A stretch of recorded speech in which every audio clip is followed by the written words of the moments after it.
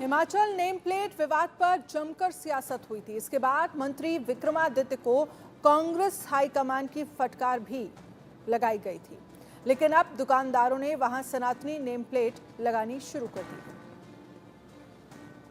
तो जिस name plate को लेकर इतना विवाद हुआ था, ये देखिए सनातन सब्जी वाला किस तरह से नेम प्लेट लगाई गई है। हिमाचल प्रदेश का ये मामला है जहां पर नेम प्लेट पर खूब सियासत गरमाई थी।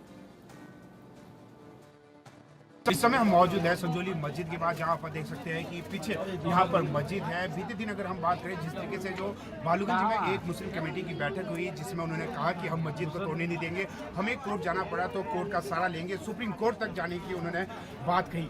वहीं अब इसके पश्चात जो हिंदू संगठन के लोग हैं वो भी कहीं ना तो कहीं अब भड़क चुके, चाहे क्षेत्रीय संगठन की बात करें या अन्य। और वहीं अगर जो देखा जा रहा है, बीते दिन से ही खासकर जो संजोली की अधिकांश दुकानें हैं वहाँ पर सनातन सब्जी वाला लिखा गया है। मैं अपने स्विगी से चाहूँगा कि कुछ यहाँ की तस्वीरें दिखाई जाए। जिस तरीके से आप देख सकते हैं कि वो सामने जो मंजिला बनी है, जो मकान बहुमंजिला मकान बना है, वो संजोली मस्जिद है। वहीं जो पहली दुकान है वहाँ आप देख सकते हैं कि स्पष्ट रूप से सनातन सब्जी वाला लिखा गया है। खासकर जो ये मामला अत्यधिक बिगड़ चुका है, जिसके पश्चात अब कहीं ना तो कहीं जो लोग हैं वो भी खासकर जो सनातन सब्जी वाला है वहीं से सब्जी लेना पसंद करते हैं। उनका कहना है कि खासकर जो मुस्लिम कमेटी के लोग हैं कहीं ना तो कहीं जो सब्जियों में यहाँ पेशाब यहाँ थूकते हैं, जिसके चलते अब ये विवाद अत्यधिक फैल चुका है। वहीं लगातार जिस तरीके से अब जो हिंदू संगठन के लोगों का कहना था कि जो 3 मंजिला मकान तोड़ने का नगर निगम आयुक्त ने जो आदेश जारी किए थे, उसके पश्चात यदि ये अवैध रूप से बनी है तो जो अन्य जो धरातल है और जो पहली मंजिल है उसे भी तोड़ा जाए। और वहीं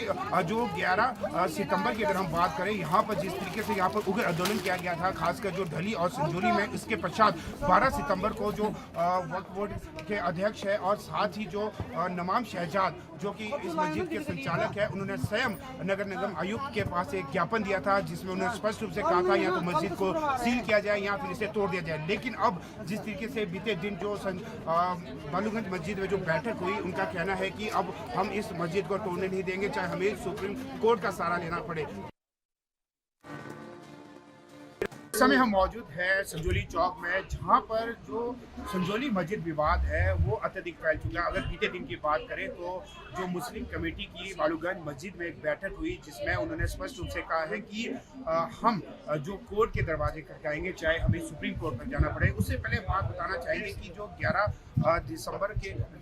सितंबर के दौरान जो संजोली चौक में उग्र आंदोलन हुआ था, उसके पश्चात अगले दिन यानी कि 12 सितंबर को नगर निगम आयुक्त भूपेंद्र अत्री के पास जो वक्फ बोर्ड का जो संचालक यानी कि नवाब शहजाद वहां स्वयं गए और उन्होंने कहा था कि या इस मस्जिद को सील कर दिया जाए या फिर इसे तोड़ दिया जाए। लेकिन अब जो नगर निगम का जो फैसला है उसके पश्चात अब यहाँ पर जो लोग हैं, जो मुस्लिम कमेटी के लोग हैं, अब मस्जिद ना तोड़े इसके लिए रणनीति बना रहे हैं। यहाँ पर जो सनातन सब्जी वाला लगाया गया है और इससे पहले नहीं लगाया गया था, और जो संजोली मस्जिद के बाद भी खासकर जो लोगों का रोष खड़ा है, तो क्या करना चाहिए? लोग भी बोल रहे हैं, सही बोल रहे हैं, और जो सनातन सब्जी वाला लगाए ना, हम सनातन सब्जी वाले से ही सब्जी लेंगे,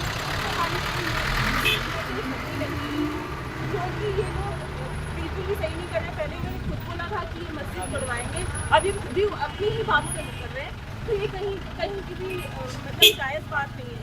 तो ये ठीक ही हो रहा है जहाँ तक हो रहा है, बल्कि इनकी भी दुकानों के बाहर लगना चाहिए कि मुस्लिम सब्जी वाले, तो सिर्फ सनातनियों के बाहर नहीं लगना चाहिए, मुस्लिम सब्जी वाले के बाहर भी लगना चाहिए। तो हम तो नहीं लेंगे इनसे सब्जी, हम तो अपनी सनातन लोगों से ही।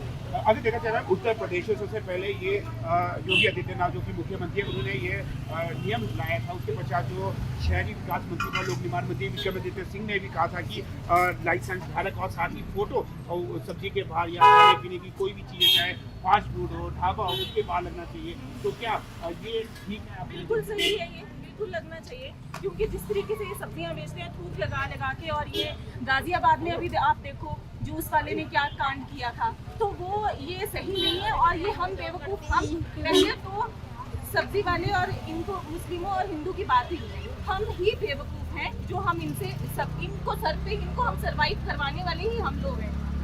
अगर हम इनसे नहीं चीज़ें लेंगे ना, तो ये यहाँ पे कैसे रहेंगे? आपने कहा ये यहाँ पे रहेंगे ही नहीं, कैसे रह सकते हैं? जी बिल्कुल, युवाओं से भी जाना चाहेंगे। जी आपका शुभ नाम? मेरा मोनिका है। नाम भी कह रहे हैं, बिल्कुल भी नहीं है।